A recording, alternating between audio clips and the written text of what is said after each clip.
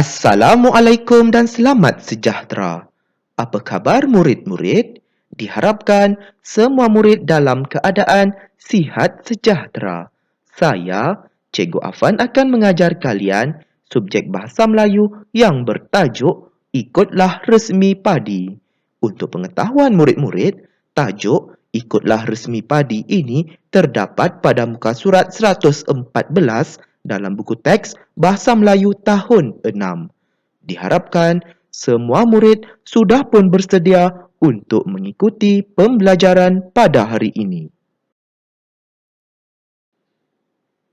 Standard pembelajaran pada hari ini iaitu 5.2.3 memahami dan menggunakan pelbagai kata majmuk dalam pelbagai situasi dengan betul.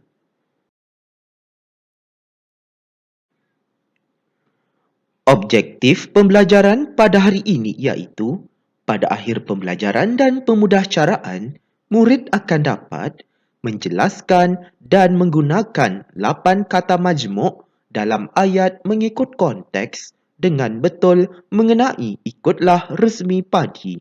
Kedua, mencatat 8 kata majmuk dalam ayat daripada sebuah kisah ikutlah resmi padi dalam bentuk peta dakab. Kriteria kejayaan pada hari ini iaitu murid berjaya menjelaskan dan menggunakan 8 kata majmuk dalam ayat mengikut konteks dengan betul mengenai ikutlah resmi padi. Kedua, murid berjaya mencatat 8 kata majmuk dalam ayat daripada sebuah kisah ikutlah resmi padi dalam bentuk peta dakab.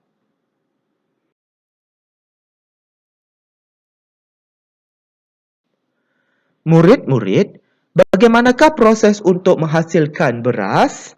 Bagus, di sini cikgu sudah tunjukkan beberapa keping gambar untuk murid-murid memahami cara seseorang itu untuk mendapatkan beras. Oleh itu, gambar yang pertama menunjukkan sekumpulan pesawah yang sedang bercucuk tanam untuk menanam anak pokok padi. Mereka ini perlu mengharungi lumpur di sawah padi, ya.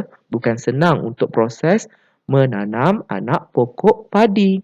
Seterusnya, padi juga boleh ditanam di lereng-lereng bukit dan padi tersebut dikenali sebagai padi huma. Selalunya, padi ini terdapat di Sabah dan Sarawak.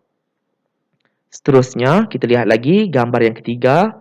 Di situ menunjukkan mesin padi yang digunakan oleh pesawah untuk menuai hasil padi yang sudah pun masak. Seterusnya, gambar yang keempat itu menunjukkan 2 orang pesawah yang sedang membanting padi.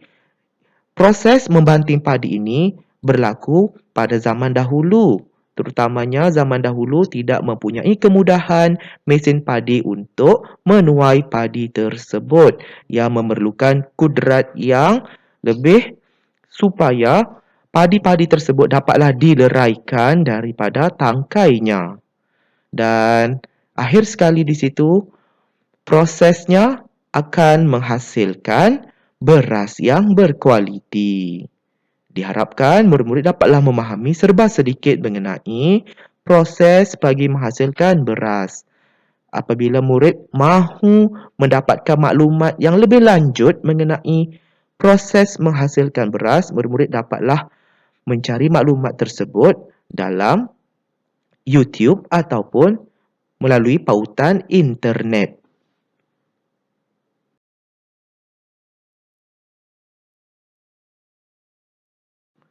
Baiklah murid-murid, mari kita memahami dan menjelaskan kata majmuk terlebih dahulu. Untuk pengetahuan murid-murid, kata majmuk ini terdapat beberapa bahagian ataupun jenisnya. Jadi di sini Cikgu Afan sudah pun menunjukkan beberapa bahagian kata majmuk yang perlu murid-murid fahami, iaitu yang pertama, rangkai kata bebas. Kata majmuk rangkai kata bebas ini seperti gambar rajah, alat tulis, lampu suluh, cermin mata. Ada banyak lagi lah kan sebenarnya. Tapi di sini cikgu bagi beberapa contoh sahaja. Seterusnya, istilah khusus. Istilah khusus ini merujuk kepada kata majmuk yang digunakan dalam sesuatu itu mengikut konteks ataupun dalam bidangnya. Kalau bidang sains, kata majmuk tersebut digunakan dalam bidang sains. Kalau dalam bidang kehakiman, kata majmuk tersebut digunakan dalam bidang kehakiman. Kalau kata majmuk tersebut digunakan dalam bidang teknologi, maksudnya kata majmuk tersebut digunakan dalam bidang teknologi. Maksudnya istilah khusus mengikut bidang ataupun konteks yang sesuai. Kita lihat contohnya di sini iaitu segitiga, cari gali, batu kapur, hak milik. Seterusnya ialah kiasan. Kata majmuk kiasan ini merujuk kepada sesuatu itu sebagai perbandingan ataupun perumpamaan. Paling mudah seperti yang murid dapat lihat di situ ialah simpulan bahasa, iaitu contohnya kaki ayam, duit kopi, bulan madu dan berat hati. Seterusnya, kata majmuk juga terdiri daripada kata majmuk mantap. Kata majmuk mantap ini bermaksud kata majmuk yang sudah sedia ada, menjadi asas utama dalam sesuatu perkataan tersebut. Jadi di sini ada beberapa perkataan, iaitu kata majmuk mantap yang cikgu senaraikan. Jadi di sini contohnya antara bangsa, beritahu, bumi putera, jawatan kuasa, kaki tangan, kerjasama, olahraga, matahari, setia usaha, sukarela, suruhanjaya, tanda tangan, tanggung jawab, warga negara dan pesuruh jaya.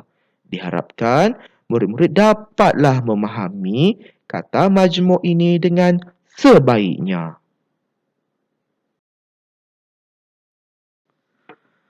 Baiklah murid-murid, mari kita membaca dan melengkapkan cerita mengenai kisah Ikutlah Resmi Padi dengan menggunakan kata majmuk yang disediakan dengan betul. Baiklah murid-murid, sebelum kita membaca kisah Ikutlah Resmi Padi ini, marilah kita membaca terlebih dahulu senarai kata majmuk yang cikgu sediakan di sini berserta kita mahu menjelaskan maksudnya supaya murid-murid dapatlah memahaminya. Yang pertama, buluh perindu, maksudnya bunyi sesuatu yang sangat merdu didengari oleh orang lain lah kan. Seterusnya, bangga diri, maksudnya berlagak ataupun sombong. Berpadu suara, maksudnya seseorang itu mahu bertanding dalam pertandingan nyanyian. Untuk menguji kehebatan lah suara yang lebih sedap antara peserta-peserta yang lain. Seterusnya, uji bakat. Maksudnya iaitu seseorang itu menjalani satu proses untuk melayakkan dirinya ke peringkat yang seterusnya lah untuk menentukan seseorang itu menjadi juara. Kemudian, buang masa. Maksudnya ialah seseorang itu melakukan perkara yang sia-sia. Seterusnya, patah semangat iaitu putus asa. Kemudian, bersemangat wajah. Maksudnya semangat yang membara. Kemudian, tunjuk ajar bermaksud bimbingan. Kemudian, luar biasa maksudnya sesuatu yang lain daripada yang lain lah. Kemudian, berpuas hati. Maksudnya sangatlah seseorang itu berasakan kepuasan. Kemudian, sukacita bermaksud sesuatu perkabaran yang gembira ataupun yang senang hatilah. Kemudian, air mata maksudnya menangis. Kemudian, antarabangsa maksudnya ialah luar negara. Merah muka bermaksud seseorang itu berasa malu. Baiklah murid-murid, setelah kita menjelaskan maksud kata majmuk tersebut, marilah ikut cikgu untuk membaca cerita serta mengujarkan watak-watak yang terdapat dalam kisah Ikutlah Resmi Padi ini.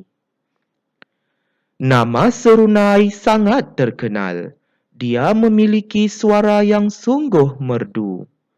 La la la la. Suaramu seperti buluh perindu, Serunai. Serunai sering sahaja dipuji dan disanjung. Lama-kelamaan, dia bangga diri. Kamu tidak layak berpadu suara denganku, seruling. Suaramu tidak semerdu suaraku.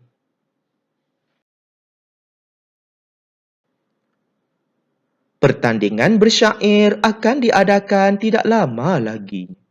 Serunai dan seruling berjaya dalam sesi uji bakat yang diadakan. Mereka akan bertanding pada peringkat akhir.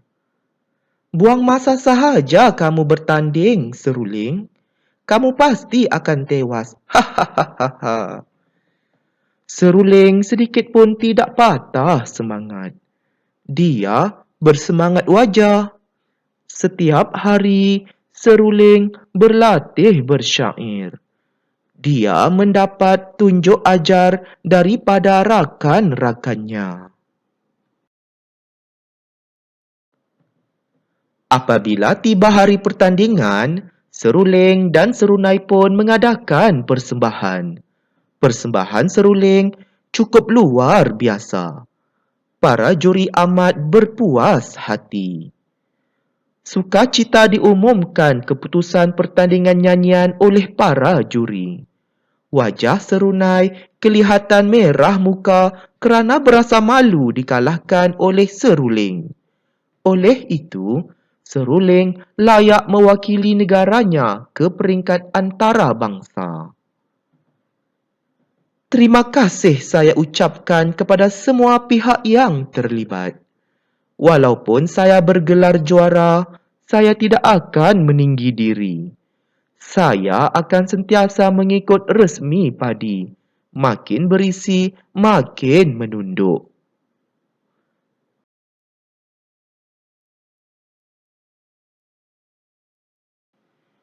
Baiklah murid-murid, kini tiba masanya mari kita mencatat 8 kata majmuk yang sesuai bagi melengkapkan ayat dalam bentuk peta dakab.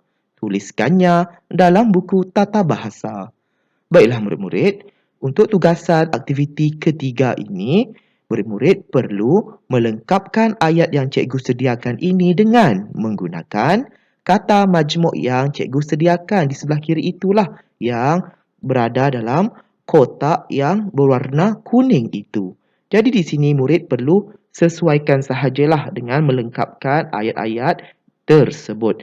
Oleh itu, murid perlulah merujuk semula aktiviti kedua tadi untuk mendapatkan panduan jawapannya.